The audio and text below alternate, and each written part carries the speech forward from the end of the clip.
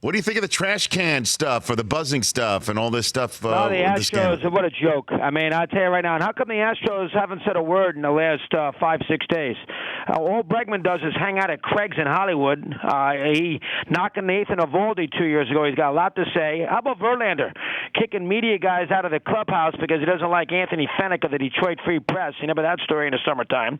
Altuve, Correa, Springer, Mr. Connecticut, and, of course, Gurriel, all cheated their rear ends off, and I haven't heard a word out of them. They're an arrogant, cocky team, and not a peep in the last 4 or 5 days. Good job by Manfred. I have no problem not naming the players. I think it's actually better because now we can. The whole team gets branded with this.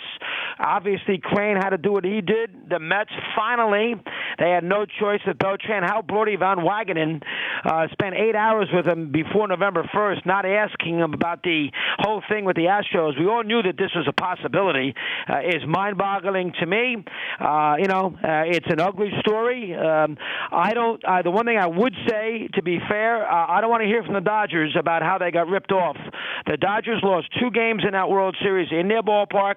They lost Game 2 when Jansen couldn't hold a 4-3 lead in the 9th inning when Gonzalez hit a home run. Astros were not cheating on the road. And then Darvish laid an egg and, basically, peed all over himself in Game 7, if I can say that, when Springer hit a couple of home runs, and that was in his home ballpark. The Yankees, to me, have a better case because the Yankees won 3 games in their park in the ALCS in 2017 and then lost 4 games in Houston. So if anybody's got a better case to scream and yell, it's the Yankees.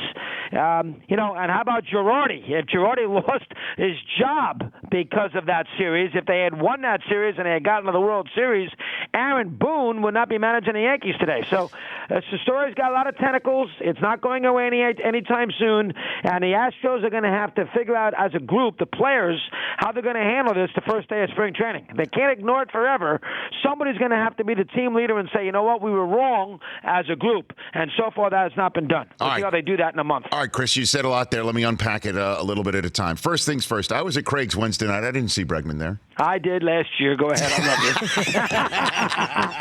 you. For more of The Rich Eisen Show, tune to Audience Channel 239 on DirecTV for free on BR Live or download the Rich Eisen Show app.